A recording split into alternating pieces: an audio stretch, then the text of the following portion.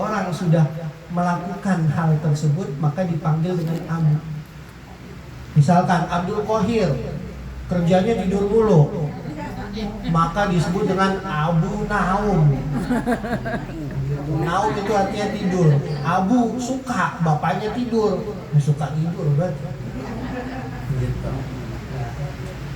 Ada pamannya Nabi disebut Abu Jahal. Kenapa? Karena jahil. Mengapa? Karena tanda kenabian sudah tampak di hadapan matanya, akan tetapi dia tidak mau, tidak beriman karena gengsi. Salah satunya seperti itu. Jahal. Maka disebut dengan Abu Jahal, bapak kebodohan. Biangnya bohong, biangnya bodoh. Nah kalau Umar Faruk itu kan Nah, nanti kita lihat lagi.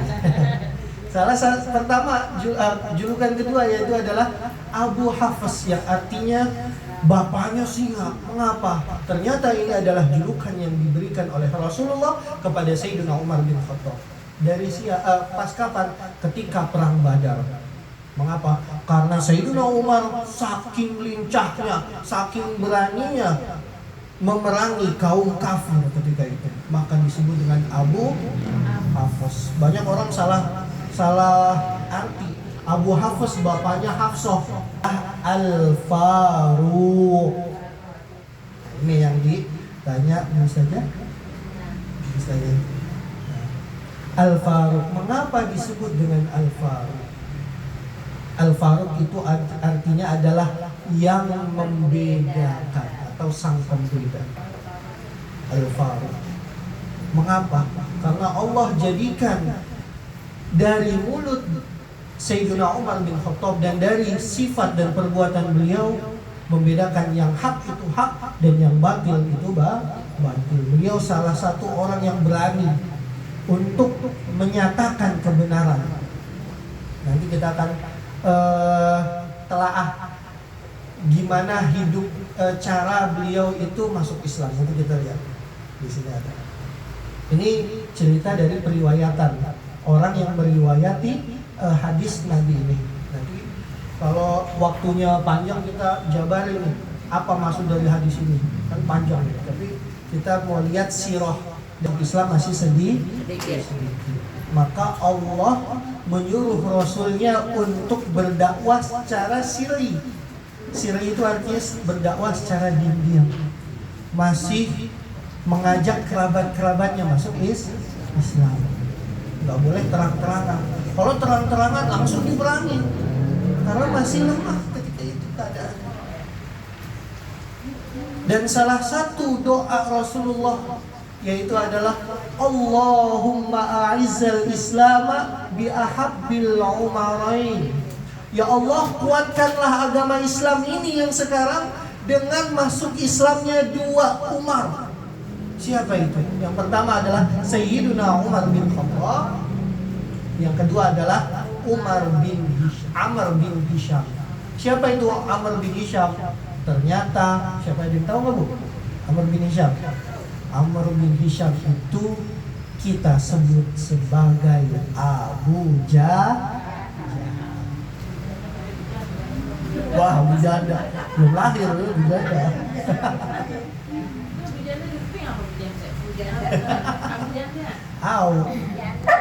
Ada tasbih. Sayyidina Umar bin Khattab masuk Islam disebutkan bahwasanya pada tahun ke-6 dari kenabian.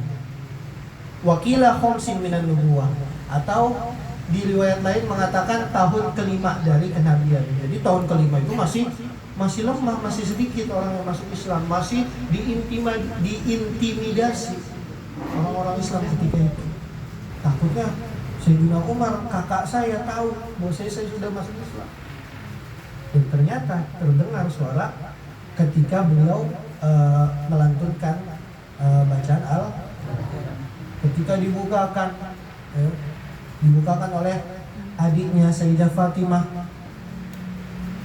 Kemudian mushaf yang dia baca ditaruh di belakang punggungnya. Kemudian dilihat, apa yang kamu baca? Ini adalah mushaf. Ketika itu zaman dahulu masih disebut mushaf, bukan Al-Quran, mushaf. Karena mushaf ini artinya lembaran-lembaran, masih belum bisa menjadi kitab seperti ini, masih berbentuk lembaran-lembaran gitu. Maka disebut dengan mushaf.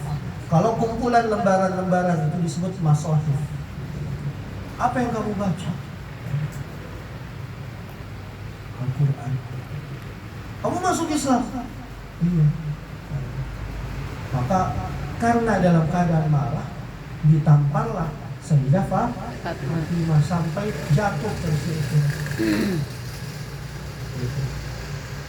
Tapi Sayyidina Umar penasaran, mau lihat apa yang dibaca. Apa sih yang mau dibaca? Maka tetapi Sayyidah Fatimah mengatakan, jangan, kamu mandi dulu, fa'inaka najis, kamu najis. Al-Quran ini kalamullah suci, kamu mandi. Orang marah, jagoan, disuruh mandi. Akan tetapi karena di dalam hatinya masih ada ya setitik keikhlasan seperti itu ya, karena beliau ini masih mencari kebenaran, maka ikut apa yang dikatakan oleh adiknya, disuruh mandi. Kalau orang marah nih, ada rasa dendam, kagak bakal mandi 15 menit, lama amat, cuma megang doang gitu kan. Akan tetapi ada di dalam hatinya rasa ingin mencari kebenaran, rasa penasaran atas apa yang dianut oleh adik bihi, karena dia itu sering berbolak-balik. Kadang kalau kita dapat hadiah senang ya Bu ya, wah senang, masya Allah dapat gajian banyak. Akan tetapi ketika kita mendapatkan kabar yang sedih menyedihkan kita, maka kita langsung sedih. Maka disebut hati itu disebut dengan kol. Ya muqallibal qulub, teguhkanlah hatiku fi ala dinik, atas agamamu, wala ta'atik, dan juga beliau menjadi sahabat yang paling utama yang kedua setelah Rasulullah. Setelah Sayyidina Abu Bakar. Dan juga Rasulullah menjanjikan Sayyidina Umar masuk surga tanpa hisab. Dan juga beliau beliau dikemukakan ke bumi, dikebumikan di mana? Di samping Rasul. Ibadat itu tergantung pada niat. Kita pengen sholat, niat apa kagak? Kalau kita kagak niat bagaimana? Kita pengen puasa, niat apa kagak? Kalau kagak niat, diet.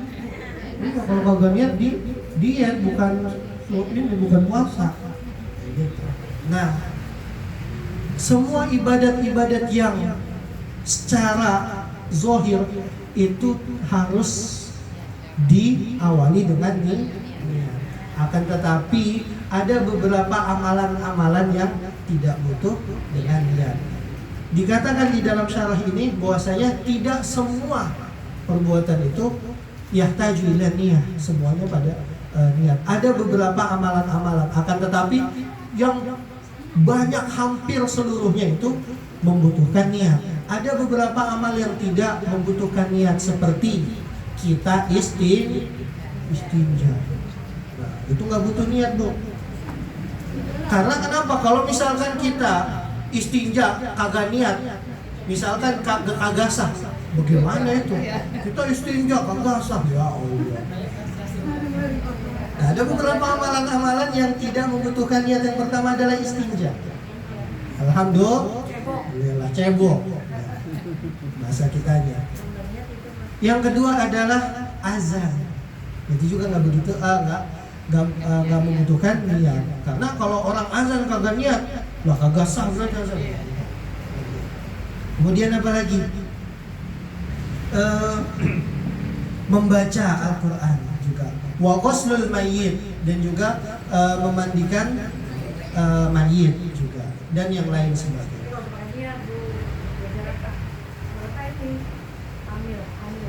Ada beberapa hal-hal yang tidak membutuhkan niat. Kalau misalkan gak niat, enggak, ternyata ini bisa menjadi sah tampil. Akan tetapi untuk sholat, untuk puasa itu membutuhkan niat. Kalau kita tidak niat maka tidak. Seperti itu. Yang pertama, wa innama likulli imri'in ma nawa, dan setiap orang itu ketika dia berbuat sesuatu akan timbul manfaat dan kemudaratan atas apa yang dia niatkan. Ada suatu cerita dulu ketika saya masih kecil. Apa dilihat? Godain cewek. Kalau dikasih makannya kayak gitu terus, maka dia akan mengikuti. Nah ini cerita-cerita ini yang minim untuk anak-anak sekarang. Maka dia gak tahu mau berbuat apa. Maka orang ahli ibadah ini karena di akhir hayatnya, ini berniat. Dan si ahli ibadah ini zaman dulu banyak ibadahnya, akan tetapi mati su'ul khotimah hanya karena niat untuk maksiat. Fayuhsyarul 'abid, maka dia digolongkan sebagai orang-orang yang bermaksiat, ahli maksiat di hari kiamat. Wa yuhsyarul 'asi 'ala niyatit tha'ah, akan tetapi sebaliknya orang yang bermaksiat banyak karena matinya husnul khotimah hanya untuk berniat beribadah kepada Allah, maka dia dikumpulkan bersama orang-orang yang ini. Dulu ketika saya masih kecil diceritain sama Umi, masih ingat saya. Ketika di Mesir saya baca kitab ini, ya Allah masih ingat ini.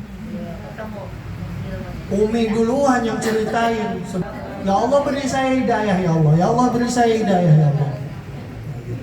Ya, banyak ada orang-orang yang di zaman Rasulullah ya menjadi sahabat akan tetapi mati dalam keadaan suul khotimah aja.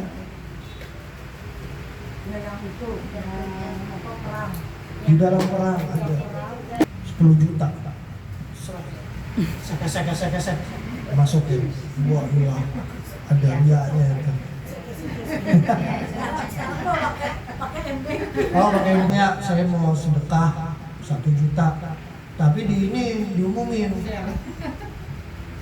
yang terhormat bapak ini mau ini kan 15 juta. Ada bisa kemasukan riya. Akan tetapi niat gak ada riyanya. Yang pertama. Yang kedua, niat itu bisa dimasukin banyak pada satu amal saja. Dikatakan bahwasanya ada seseorang duduk di masjid, duduk doang, akan tetapi ketika dia hari kiamat pahalanya banyak banget. Dia komplain, wahai Allah ini kayaknya bukan catatan amal perbuatan saya, banyak amat.